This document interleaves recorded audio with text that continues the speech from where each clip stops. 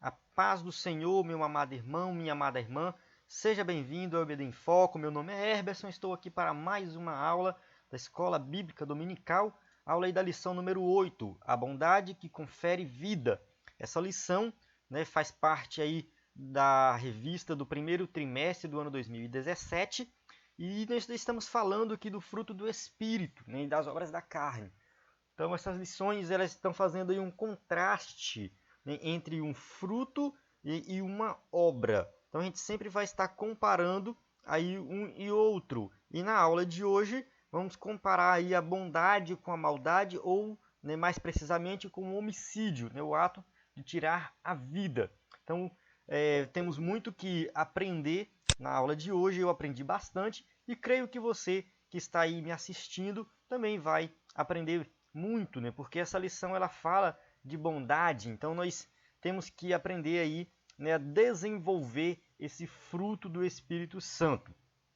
E essa aula ela será ministrada aqui com um slide em PowerPoint. Esse slide você pode entrar aí no site ebdenfoco.com, você terá acesso, ao slide da Escola Bíblica Dominical, para usar na sua igreja. E outra coisa se você estiver assistindo esse vídeo no YouTube, eu peço para que você se inscreva aí no meu canal. Se você estiver assistindo no Facebook, curta a página, coloca like aí, gostei, o joinha no vídeo aí do YouTube. Isso é muito bom, contribui para o crescimento do canal. E acesse o site que você vai ver aí um conteúdo, extra aí para professor da Escola Bíblica Dominical. Vamos lá, texto áureo. Qualquer que aborrece a seu irmão é homicida, e vós sabeis que nenhum homicida tem permanente nele a vida eterna. 1 João 3,15.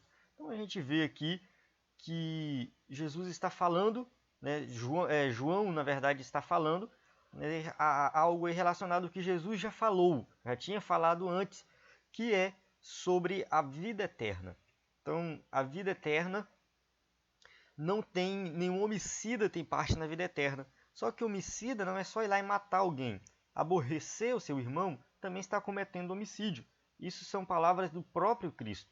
E muita gente não se atenta a isso. Verdade prática. A vida é um dom de Deus e ninguém tem o direito de tirá-la, a não ser o próprio Deus. Então Deus, ele é o único que pode tirar vida. E nós vemos aí muitas pessoas que acham que têm esse direito e a sociedade hoje está do jeito que está. Porque as pessoas estão querendo pegar aquilo que pertence a Deus, o direito da vida. O direito da vida é de Deus. Leitura bíblica em classe se encontra em Mateus 5, do 20 ao 26. Eu costumo não fazer essa leitura para ganhar tempo aqui no vídeo, mas suponho que você já fez aí na sua revista. Vou pular e partir logo para a introdução.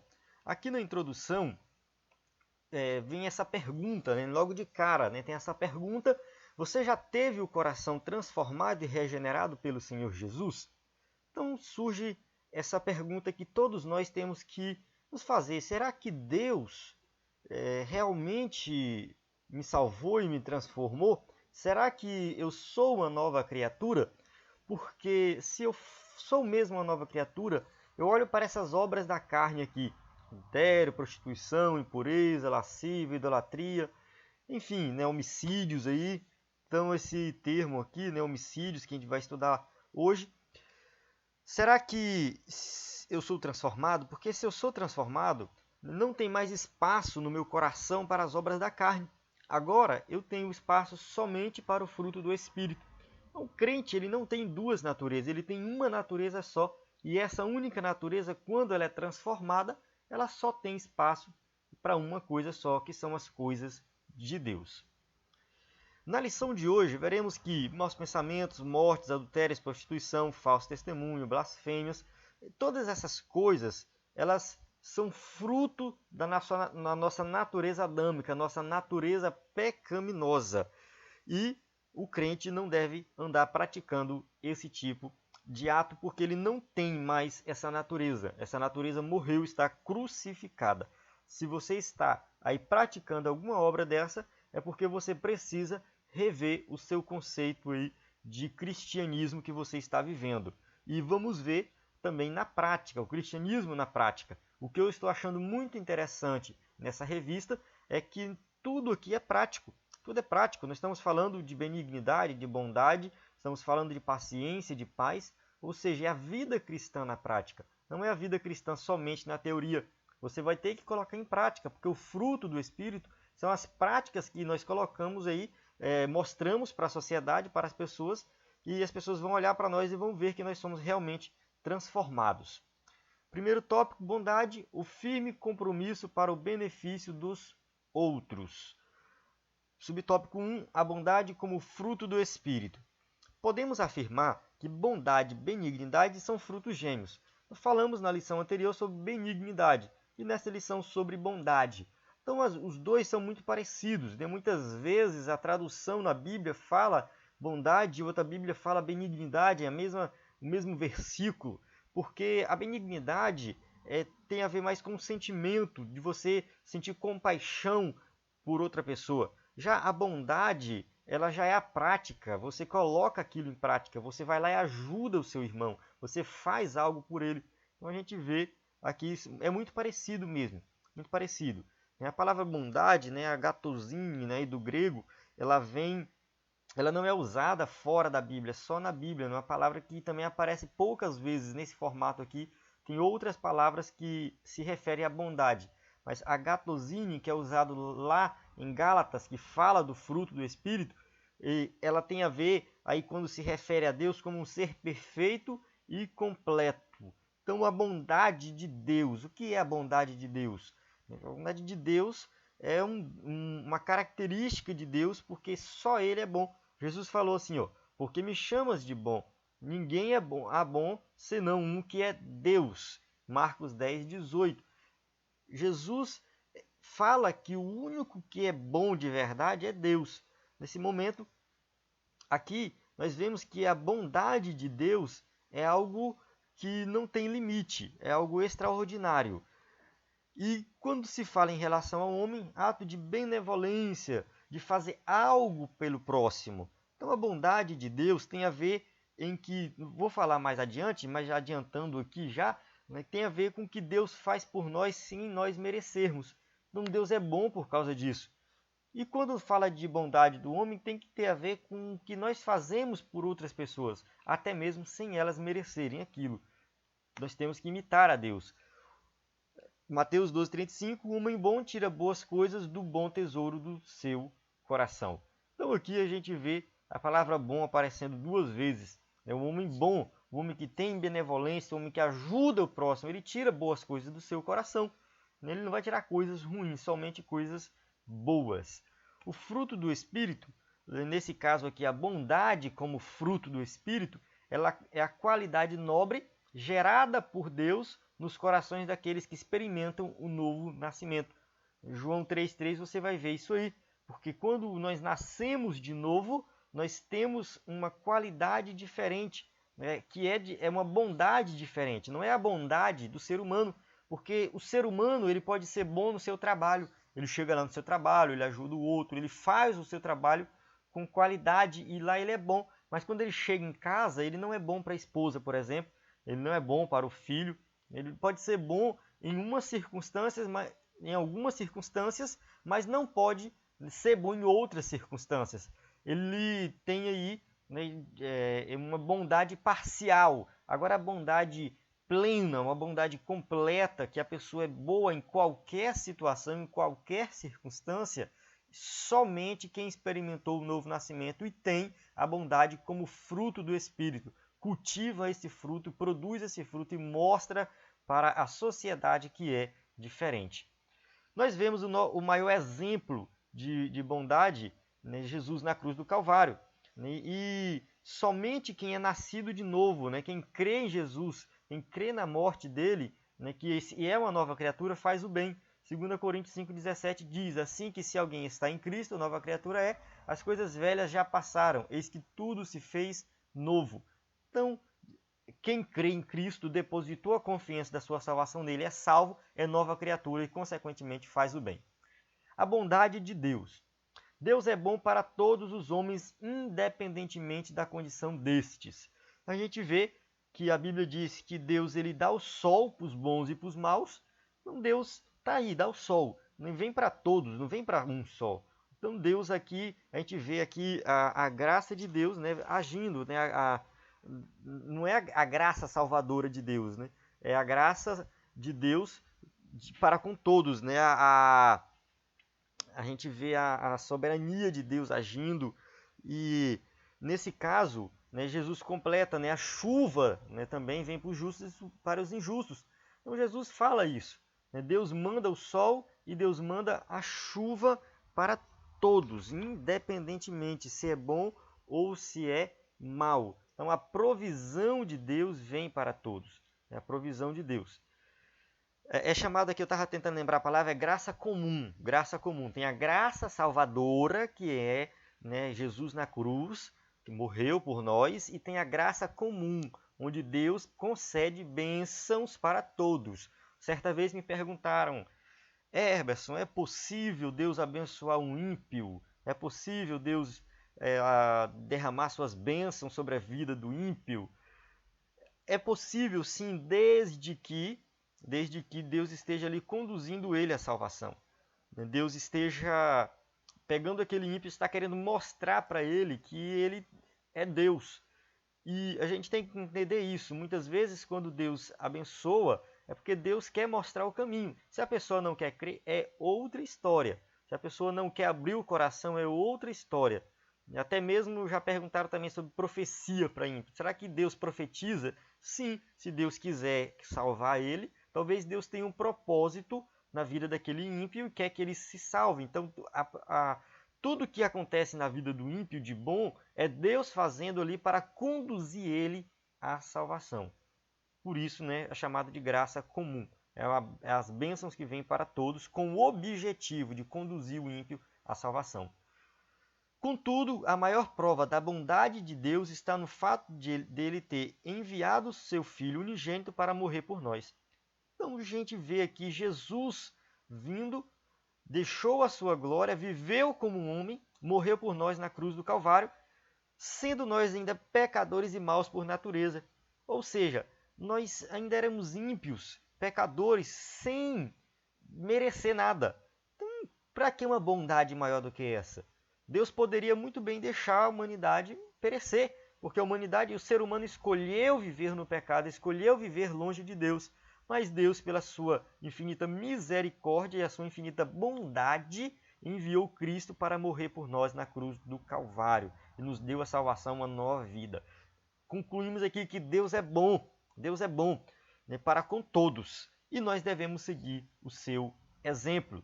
Não adianta querer seguir exemplo de outro. Se eu for seguir exemplo de um homem bom, eu posso falhar em algum momento. Aqui na lição vamos falar de um homem bom e de uma mulher boa. Porém, eles falharam em algum momento. O nosso maior exemplo é Deus. Temos que seguir o exemplo de Deus. Um homem bondoso e uma mulher bondosa. Jó, por exemplo. Jó foi um homem bondoso para com os outros. A Bíblia diz, né, Jó 31:32, o estrangeiro não passava a noite na rua, as minhas portas abria ao viandante. Olha só, Jó falando que não interessa quem seja a pessoa. Se ele estivesse ali na cidade, na região, e ele visse aquela pessoa que era um estrangeiro, que estava precisando ser acolhido, Jó ia lá e acolhia esse estrangeiro. Então Jó era um homem bondoso para com os outros. Em outros versículos do livro de Jó que a gente vê ele falando dessa bondade que ele tinha para com as outras pessoas. Jó era bondoso para com os filhos. Diz assim, Jó 1:5, sucedia, pois, que decorrido o turno de dias de seus banquetes, enviava Jó e os santificava, e se levantava de madrugada, e oferecia holocausto segundo o número de todos eles, porque dizia Jó, porventura pecaram meus filhos, e amaldiçoaram a Deus no seu coração. Assim fazia Jó continuamente. Jó era um exemplo. Ele pegava ali e sacrificava algo para os seus filhos, oferecia holocausto em nome dos seus filhos. Ele intercedia pelos seus filhos. Ele se preocupava com a vida espiritual dos seus filhos. Ele era um homem bondoso para com a sua família. Um exemplo aqui, como eu falei no começo, muitas pessoas são boas no trabalho, são boas para com os outros, mas não são boas para com seus filhos, para com sua esposa, ou a esposa não é boa para com seu marido. Então a gente vê que a bondade do ímpio é limitada, mas a bondade do justo, a bondade do salvo, ela é completa.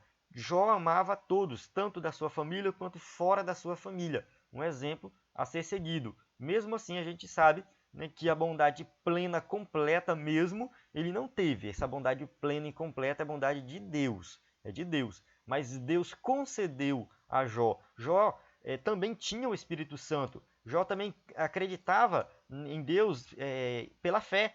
Então é a mesma coisa, é a mesma coisa que nós. Hoje nós cremos pela fé, nós temos o Espírito Santo e é o Espírito Santo que nos faz ter bondade. O exemplo de Dorcas. Dorcas é uma mulher aí do Novo Testamento, uma discípula que usava o seu ofício de costureira para abençoar os pobres. Então diz que Dorcas ela ajudava os outros doando roupas. Ela costurava e fazia doações. A gente vê aqui, né, um exemplo também aí no Novo Testamento, né? Jó um exemplo do Antigo Testamento e Dorcas um exemplo do Novo Testamento.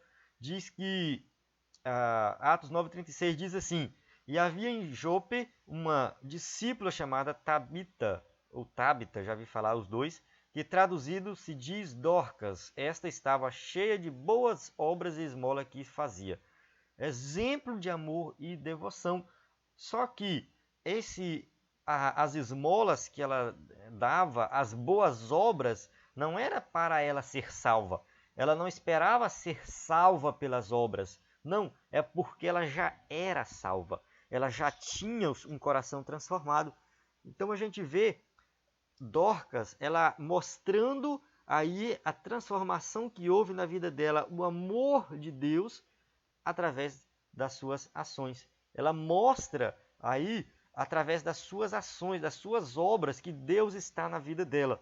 Isso que nós temos que fazer. Muitas pessoas acham que tem que fazer boas obras para ter um crédito diante de Deus. Tem que fazer boas obras para ser salvo. Tem que fazer boas obras para ali Deus olhar para ele e falar assim, não, ali a pessoa está fazendo boas obras, eu vou abençoar ela mais. Não, o objetivo não é esse. O objetivo é o contrário. Você já foi transformado, você já foi abençoado, Deus já te deu tudo que você precisa e agora você está retribuindo, mostrando para os outros a ação do amor de Deus na sua vida. É isso que acontece. Boas obras é isso. Boas obras não é para alcançar alguma coisa, mas é porque já alcançamos algo de Deus. Não basta também dizer que amamos, é preciso mostrar por meio de ações. Também a questão do amor na prática, das boas obras mesmo. Eu não tenho que ficar lá só falando eu amo, né? Eu amo, aí vai para a igreja, eu amo o meu próximo, mas não fala com o próximo, não ajuda o próximo. Você tem que ir lá e ajudar o próximo, fazer algo pelo próximo. Aí sim você está mostrando o seu amor. O amor tem que ser prático e não teórico. O que você tem feito para demonstrar sua bondade ao próximo? Eu me faço essa pergunta. O que eu tenho feito para mostrar minha bondade ao próximo? É uma pergunta aqui para refletir. Reflita um pouco sobre isso aí. Segundo tópico, homicídio, a destruição do próximo. Eu particularmente achei que o comentarista da revista ele foi para um lado muito pesado, né, homicídio. Mas quando eu fui estudar, eu olhei assim, homicídio, né? A gente acha que homicídio é só matar alguém, mas nós vamos ver aqui que não. Né? Falar mal do próximo também é considerado homicídio na Bíblia. Não matarás. Não matarás. Um mandamento, né, bem claro, né? A lei é bem clara. Ela fala não matarás. Está lá. Qualquer criança que lê a Bíblia, vê essa passagem aí, ela vai entender. Então a gente vê que Deus ele não fez algo obscuro, mas ele deixou claro que a vida pertence a ele e só ele tem o direito de tirar. Todo o Pentateuco, nós vamos ver aí leis, advertências a respeito da violência contra a vida. E Deus colocou essas advertências porque ele é bom, porque ele estabeleceu aí essas leis para preservar aquilo que ele criou. E ele nos ama, né, por causa disso. Né, ele quer que nós cheguemos aí à salvação. E a gente vê no Antigo Testamento lei, né, para o homicídio doloso. maldito aquele que ferir o seu próximo em oculto, e todo o povo dirá amém. Então, assim, muitas vezes a pessoa comete um crime, e esse crime ele é intencional. Ele já tinha intenção de matar. A gente vê, hoje em dia, a pessoa, né, tem aquele crime premeditado, né, que ela já planeja, e tem aquele crime do momento, que também ela teve a intenção de realmente tirar a vida. E isso é chamado de homicídio doloso, quando a pessoa tem a intenção de matar. E Deus fala aqui, maldito aquele que feriu o próximo em oculto, ou seja, que vai lá e tira a vida do próximo. E ele era punido com a vida também. É aquele que mata também merece morrer. Ou seja, era a punição naquela época. Então, o homicídio ele nunca foi bem visto por Deus. E tem lei para o homicídio culposo. É aquele que a pessoa não tem intenção de matar. Deuteronômio 19,4 diz: e este é o caso tocante ao homicida, que se acolher ali para que viva, aquele que por engano ferir o seu próximo, a quem não odiava antes. Então a gente vê aqui que foi algo que ele não teve aquela intenção, ele não foi algo premeditado. E a gente vê que acontece muito hoje em dia, né, até mesmo na lei de hoje, né, às vezes o crime quando acontece pode ser legítima defesa, por exemplo, legítima defesa. Você chega na sua casa, tem um ladrão e o ladrão, né, parte para cima de você. Você vai lá e mata, né? Culposo, né? Por quê? Porque você agiu em legítima defesa. Então a lei hoje também contempla isso e no Antigo Testamento tinha também leis para vários tipos aí de homicídios, né? Mas Deus sempre está preservando a vida. Só que quando nós chegamos no Novo Testamento, Jesus ele mostra algo que ninguém tinha percebido ainda. Jesus não muda a lei não. Ele fala assim, ó: vocês ouviram o que foi dito aos seus antepassados? Não matarás. E quem matar está sujeito a julgamento. Mas eu lhes digo que qualquer que se irar contra seu irmão estará sujeito a julgamento. Mateus 5, 21, 22. Aí muitos falam assim, mas Jesus mudou a lei. Porque a lei no Antigo Testamento, como nós já vimos aqui, fala de matar, de tirar a vida. E Jesus está falando aqui que quem irar contra o seu irmão, quem proferir alguma palavra má contra o seu irmão, essa pessoa, ela também é sujeita a julgamento, não só quem tira a vida. Só que Jesus está falando assim, não adianta só você não ir lá e tirar a vida. Se você tem a intenção no coração, você já pecou. Né? Você tem aquela intenção, você não cometeu o crime, mas você tem intenção. O teu coração já quer aquilo. Então é do coração que procede as coisas ruins, as coisas más da velha natureza. E a gente vê que Jesus apertou um pouquinho mais o mandamento. Ele vai fazendo isso, né? Ele fala do adultério também, um exemplo aqui, né? Abrindo um parêntese aqui, né? Do adultério, né? Não é só ir lá e cometer o adultério. Se você olha para a mulher e deseja no seu coração, já cometeu o adultério. Ou seja, a intenção do seu coração é de pecar. Então não adianta muita coisa. Não é só você evitar de cometer o crime. Né? Se você tem a intenção, o seu coração já deseja aquilo, você se irou contra o seu irmão, você já praticamente cometeu um homicídio. 1 João 3,15, quem odeia seu irmão é assassino. E vocês sabem que nenhum assassino tem vida eterna em si mesmo. Então, a gente volta aí para a leitura bíblica. A leitura bíblica ela fala numa linguagem diferente que eu coloquei aqui. Né? A leitura bíblica que eu fiz no começo fala assim, qualquer que aborrece seu irmão é homicida. Então é algo para se assustar, né? Ou seja, quem odeia seu irmão é assassino. Se eu odeio alguém, se eu aborreço alguém, eu sou classificado como alguém que cometeu um crime. Então, o homicídio aqui não é só ir lá tirar a vida. Não tem a ver com amor ao próximo. E, completando, nenhum assassino tem vida eterna. Olha só. Então, se eu odeio meu irmão, eu não tenho vida eterna. Eu não fui transformado. A minha vida não foi transformada. Né? Não é porque eu vejo a pessoa que tem ódio no coração, uma pessoa que não gosta do outro, que vive falando que odeia o outro, eu não vejo como alguém que se converteu e depois deixou de ser convertido ou perdeu a salvação. Eu vejo como alguém que nunca se converteu. coração dela nunca foi transformado. Ela nunca teve a vida eterna. Então ela não tem vida eterna. E a gente vê aqui, né, que é classificado, quem odeia seu irmão é classificado como um assassino.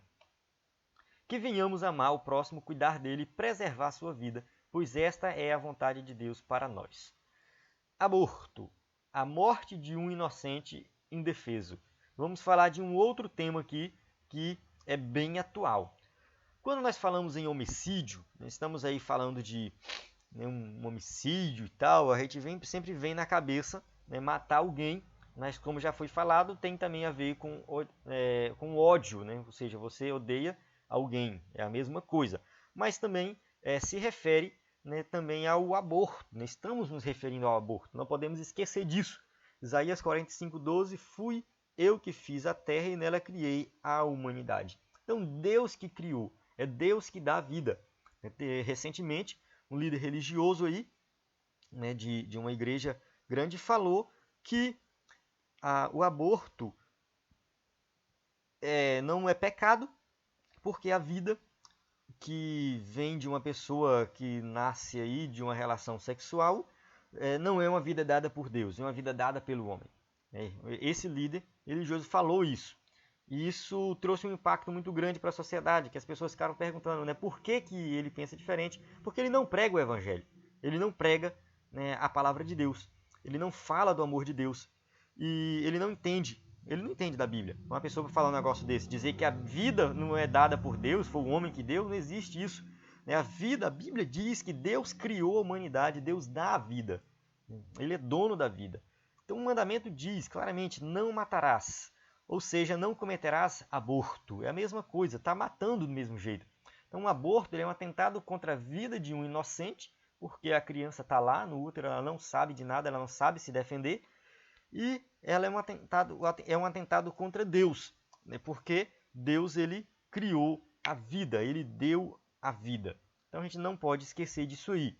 Ele fez todas as coisas, ele criou todas as coisas e a vida foi ele que deu, a minha vida foi ele que deu. E se ele quiser, ele tira a qualquer momento, é dele, pertence a ele, é criação dele.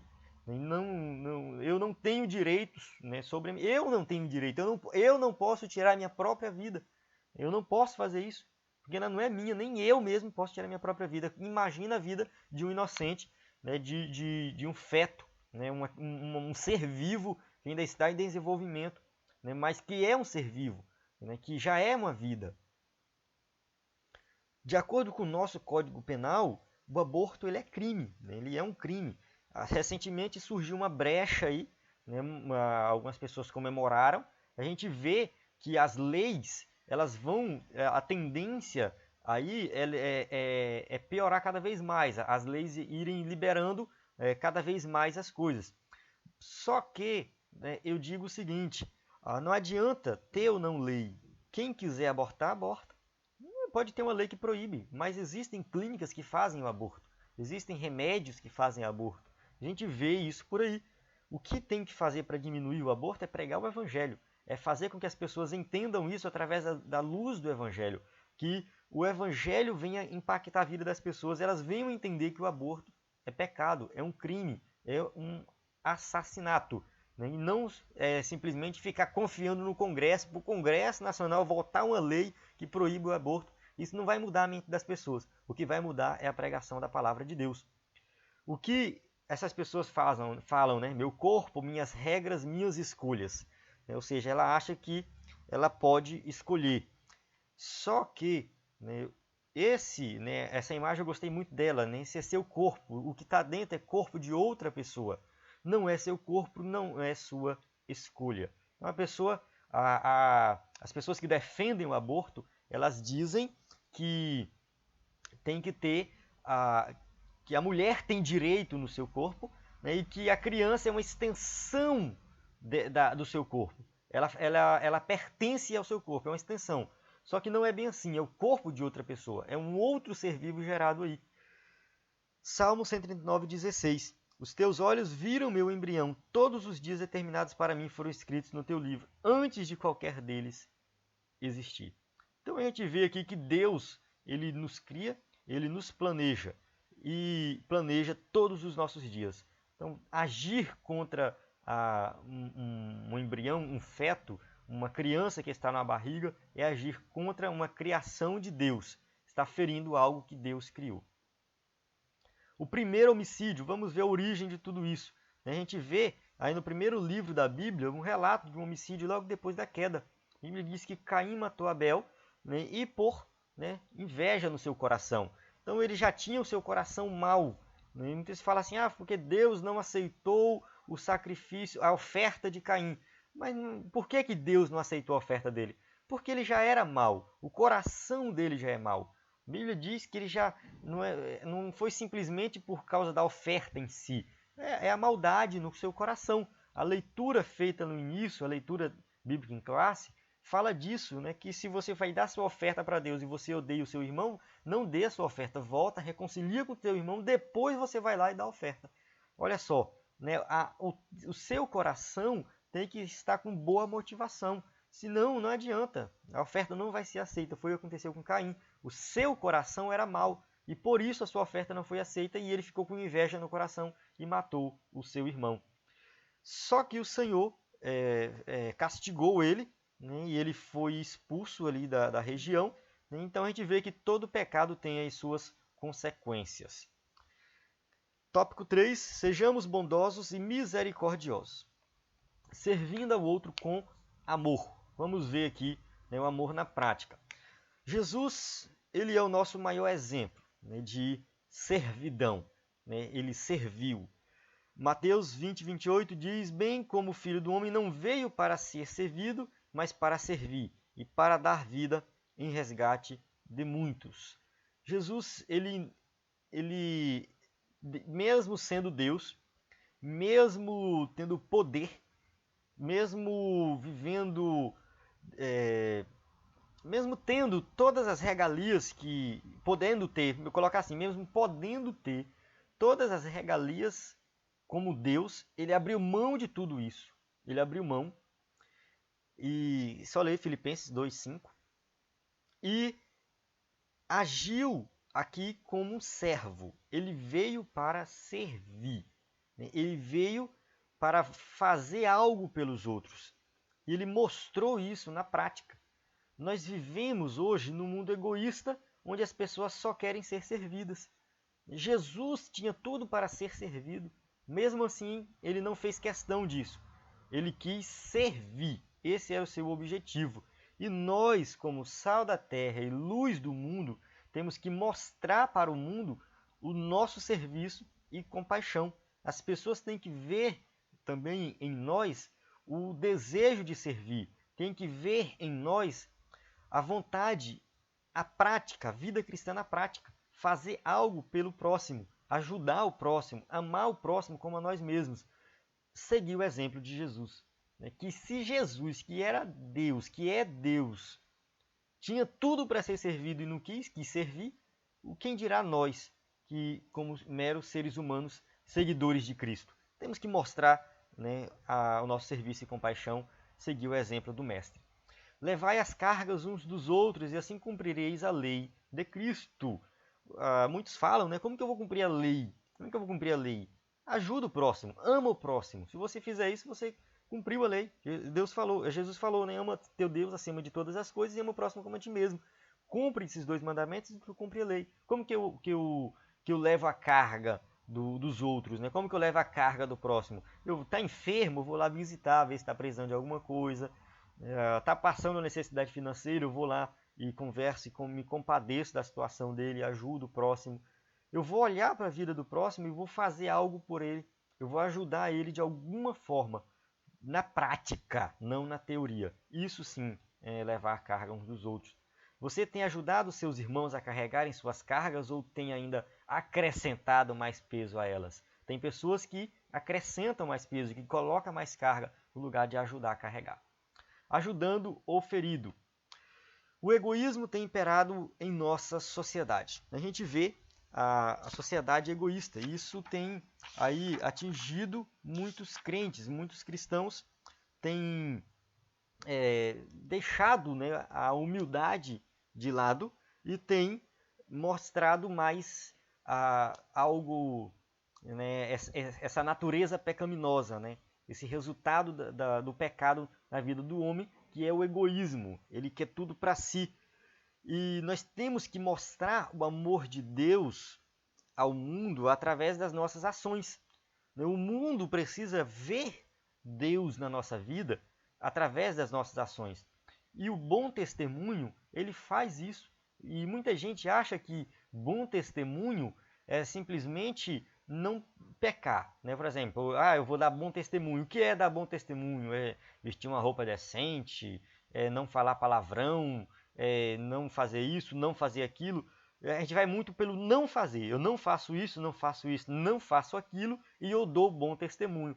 Só que não é bem assim. Isso aí vai ser um bom testemunho parcial. Um bom testemunho parcial. De fato, as pessoas vão olhar para você e vai falar, aquele ali é diferente, ele vive diferente. Agora você quer dar um bom testemunho completo, pensa da seguinte forma, tem o não fazer, ou seja, as coisas que você não vai fazer, que é pecado, mas tem as coisas boas que você vai fazer. Ou seja, você vai ajudar o próximo, você vai compadecer do próximo, e aí sim você está fazendo algo. Aí o que fazer para dar bom testemunho, não necessariamente o que não fazer. E aí sim, quando você fizer isso, as pessoas vão olhar e vão ver algo diferente na sua vida. Aí sim você vai mostrar o amor de Deus na prática. Quem devemos imitar? Jesus contou uma parábola muito interessante. Ele fala de amor ao próximo. E nessa parábola a gente tem alguns personagens. Né? Tem o sacerdote que viu um homem caído, o homem que foi assaltado, foi ferido. Ele passou e não ajudou esse homem. Será que eu devo imitar esse sacerdote e agir como ele? Depois veio o levita, né? Aquele que ajudava no templo, que cantava, que tocava. Também viu ali o homem ferido, passou de largo, não olhou para o homem, não ajudou. Não, será que eu tenho que imitar o levita? Ou né, eu tenho que imitar o bom samaritano? Porque o samaritano, naquela época, ele né, era visto como alguém que não tinha compaixão. Né? Os judeus viam os samaritanos como alguém que não tinha compaixão, porém o samaritano vai lá e ajuda. E diz assim né, o versículo, mas um samaritano que ia de viagem chegou ao pé dele, vendo, moveu-se de íntima compaixão. Ou seja, a gente vê que ele moveu-se de íntima compaixão. Ele ajudou aquele homem ferido. E a gente vê, hoje em dia, muitos que não acreditam em Deus, muitos que nem estão nem aí para Jesus. Até fala mal né, de Deus e de Jesus, usa palavras ruins, mas que agem com boas atitudes. Muitas vezes a gente vê o ateu sendo bom e o crente não. O ateu fazendo algo bom, o ateu ajudando o próximo e o crente não está fazendo isso. Serve para nós essa parábola. Serve para nós. Aqui, o bom samaritano é como se fosse alguém que não acreditava em Deus, que não servia a Deus, que não estava nem aí para Deus. O fariseu que estava ouvindo essa parábola jamais pensou que o bom samaritano iria ajudar lá. Então, que isso foi um impacto né, para eles. Foi um impacto. Jesus está querendo mostrar o seguinte, olha o amor próximo aí. O ímpio mostrando amor, enquanto aquele que diz que serve a Deus não mostra. Serve para nós. Ajudando os irmãos. Então, enquanto temos tempo, façamos bem a todos, mas principalmente aos domésticos da fé. Gálatas 6:10. Paulo está falando aqui daquela ajuda que nós fazemos não só para com outras pessoas, colocar assim, fora da igreja, mas com as pessoas da igreja. A igreja, ela é ali uma comunidade de pessoas que pensam da mesma forma, de pessoas que têm o mesmo objetivo. Se você olhar, por exemplo, a comunidade de roqueiro, lá tem pessoas que gostam de rock, que curtem rock, elas se reúnem de vez em quando e elas se ajudam. Elas têm se um passa necessidade, se um tem dificuldade, o outro vai lá e ajuda. E a igreja tem que ser da mesma forma. Muitas vezes a gente não presta atenção nisso. Nós temos que ajudar uns aos outros. Enquanto temos tempo, então o tempo está acabando. Porque a qualquer momento Jesus vai voltar, certo?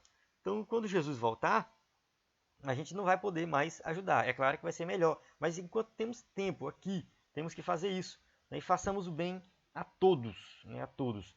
né, principalmente aos domésticos da fé. Então Paulo coloca aqui a todos, ou seja, inclui qualquer pessoa, salva ou não, mas principalmente aos domésticos da fé. Nós vamos olhar primeiro para quem está ali do nosso lado servindo a Deus na igreja. Porque se a gente não ajuda esses, as pessoas de fora vão falar assim, os crentes não ajudam nem eles mesmos, quem dirá os outros da rua. Então a gente tem que fazer, né, o dever de casa primeiro, ajudar quem está na nossa igreja passando necessidade. Quantos em nossas igrejas estão precisando de ajuda? Quantos ali não precisam de uma ajuda financeira? Estão necessitados financeiramente, até mesmo, quem sabe, para pagar uma conta de energia, uma conta de água, alguma coisa do tipo, né? Quantos aí estão precisando de oração, estão deprimidos, estão passando por dificuldades e precisando de oração? Quantos não precisam de uma palavra de consolo? Só uma palavra, só chegar lá e falar, né, alguma coisa para essa pessoa.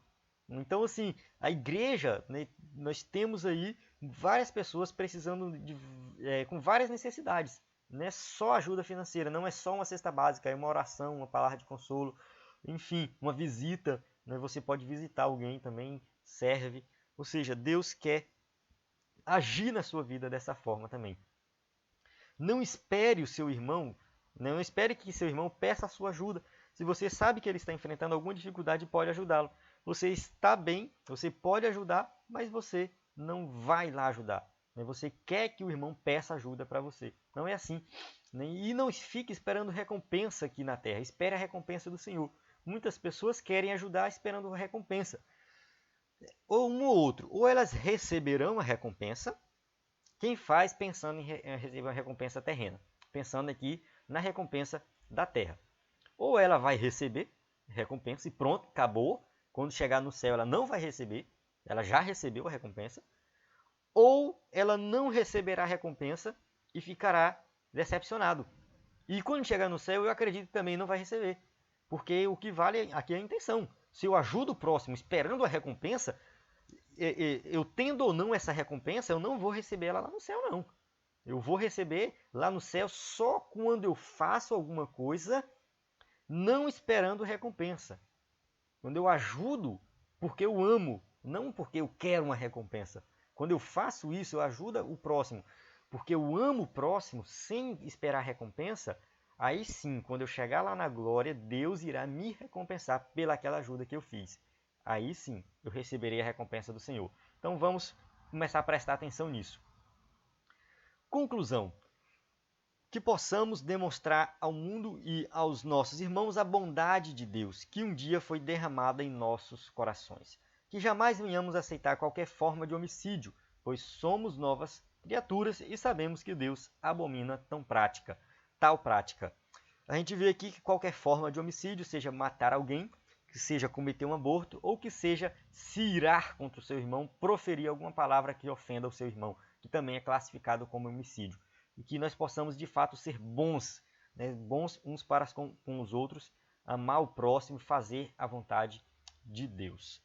Amém? Encerro aqui a aula. Aqui tem as perguntas, uma novidade para quem usa o slide, que agora as perguntas vão aparecer assim, ó, com animações. Eu coloco a primeira pergunta, aí dá um tempo para o aluno responder e depois aqui aparece a resposta. Né? E assim vai ser todas as perguntas. Né, vai ajudar aí os professores que querem fazer alguma dinâmica com seus alunos, querem testar o conhecimento dos seus alunos. Bibliografia recomendada, sempre recomendo aqui os mesmos livros, mas tem vários livros que você pode comprar. Eu sempre falo dos mesmos pelo motivo de que eu acho que você tem que comprar um livro. Você tem que comprar. Então, né, no lugar de você querer comprar vários livros, compra um, dois, já é o suficiente. Né, um comentário, um que fala especificamente do assunto, né, um outro qualquer que você já leu e o livro de apoio da revista aí. Fique por dentro do conteúdo da Escola Bíblica Dominical, acesse bdenfoco.com e aí você vai ter aí um conteúdo exclusivo para professores que eu tenho certeza que irá lhe ajudar. Muitos estão usando o slide na igreja e já estão obtendo resultados excelentes. Amém, a paz do Senhor e até a próxima aula.